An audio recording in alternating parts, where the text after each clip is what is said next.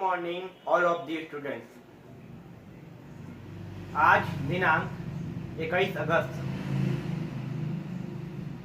को हम English translation पढ़ेंगे और इंग्लिश ट्रांसलेशन में सीखने से पहले आप अगर हमारे चैनल में नए हैं तो हमारा जो चैनल है learn English with Goyal sir, आप उसको सब्सक्राइब कर देंगे और जो ये बेल आइकन है आप उसको प्रेस कर देंगे ताकि आपको हमारी आने वाली नई वीडियोस की नोटिफिकेशन आपको मिलती रहे। आज इंग्लिश ट्रांसलेशन में हम use of am, is and are का प्रयोग सीखेंगे। एम, इज और आर का प्रयोग सीखने से पहले हम एम, इज एंड आर का मतलब समझ लें। एम का मतलब होता है हूं। एम जो है वो आई शब्द के साथ प्रयोग किया जाता है। आई मतलब मैं, आई के साथ एम का प्रयोग किया जाता है। दूसरा है हमारा इज। इज का मतलब होता है सिंगुलर में, एक वचन में। इसका प्रयोग ही, सी, इट, दिस, दैट तथा सिंगुलर नाउन के साथ प्रयोग किया जाता है। सिंगुलर नाउन वह होता है जो कोई भी संज्ञा शब्द एक वचन में हो या एक ही चीज हो, एक वस्तु हो, एक ही नाम हो, वो सिंगुलर नाउन कहलाता है। और दूसरा है हम एंड तीसरा है हमारा लास्ट आर। आर का मतलब होता है। देखिए ये इच का मतलब भी है होता है और आर का मतलब भी है ही होता है, लेकिन दोनों में क्या अंतर है? इस इच वाले है में देखिए है में बिंदु नहीं है तथा आर वाले है में बिंदु है। इसका अर्थ होता है इज वाला है जो है वो एक वचन में है और आर वाला जो है वो एक से अधिक बहुवचन में है, इसलिए उसमें बिंदु दिया हुआ है ताकि उससे हमें हिंदी वाले शब्द से पता चल सके कि वो बहुवचन में है। तो आर का प्रयोग जो है वी, यू, दे, दिस, दोस्त तथा प्लूरल नाउन के साथ इनका उपयोग किया जाता है। प्लूरल नाउन वो होते हैं जो संख्या में एक से अधिक हो। संज्ञा वह जो एक से अधिक हो वो प्लूरल नाउन्स में आते हैं। दो हो, तीन हो या जितने भी हो, और एक से अधिक कोई भी वस्तु वो प्लूरल नाउन्स में आ जाती है।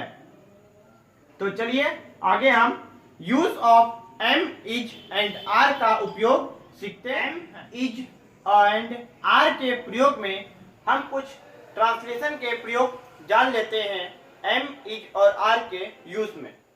सबसे पहला हमारा हिंदी में ट्रांसलेशन है मैं खुश हूं। इनका हमें इंग्लिश में ट्रांसलेट करना है। मैं खुश हूं, तो मैं का क्या होता है? आई के साथ एम का प्रयोग किया जाता है, तो आई एम खुश का होता है हैप्पी। तो आई एम हैप्पी, मैं खुश हूं का अंग्रेजी में अनुवाद बन गया, ट्रांसलेशन बन गया आई एम हैप्पी। दूसरा तुम खिलाड़ी हो, तुम का होता है यू आर। तो यू के साथ हमने बताया कि आर का प्रयोग में यू के साथ किया जाता है, तो यू आर ए प्लेयर, तुम खिलाड़ी हो। तो खिलाड़ी में एक ही शब्द का मतलब एक ही व्यक्ति का बात किया जाए कि तुम खिलाड़ी हो, इसलिए इसके आगे प्लेयर के आगे हमने ए का प्रयोग किया है क्योंकि इससे ज्ञात हो रहा है तुम खिलाड़ी हो, उससे ज्ञात हमें हो रहा है कि वो हम किसी के बारे में बोल रहे हैं तो वो एक ही पर्सन के बारे में बोल रहे हैं, एक खिलाड़ी के बारे में बोल रहे हैं, तुम्हारे बारे में केवल तुम खिलाड़ी हो। You are a player, you के साथ आर का प्रयोग किया जाता है। तीसरा हम लोग गरीब हैं, तो हम लोग का होता है वी। अब देखिए इस दोनों है में अंतर देखिए, पहला हमारा जो है मैं खुश हूं, ये तुम खिलाड़ी हो। अब इसमें तीसरा देखिए है में कम है कि है में हमने बिंदु दिया है, तो बिंदु का हमने बताया था कि जिस है में बिंदु हो यानी कि वो बहुवचन में है। तो हम लोग यानी कि बहुत सारे लोग हो गए। हम लोग गरीब हैं, मतलब बहुत सारे लोगों की गणना हो रही है, इसलिए ये शब्द जो है प्लूरल में है। तो हम लोग का होता है वी और वी के साथ आर का प्रयोग किया जाता है, तो वी आर पुअर, हम लोग गरीब हैं, we are poor.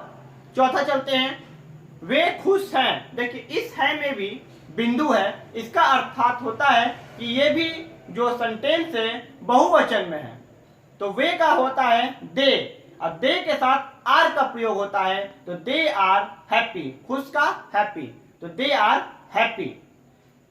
Last example हम देख लेते हैं, जैसे है रेखा बीमार है, तो रेखा एक ही लड़की का मतलब एक ही स्त्रिया, एक ही मतलब स्त्री जाति का बोध करा रहा है, तुम्हारे एक ही पर्सन का बात कर रहा है, इसलिए ये एक वचन में है।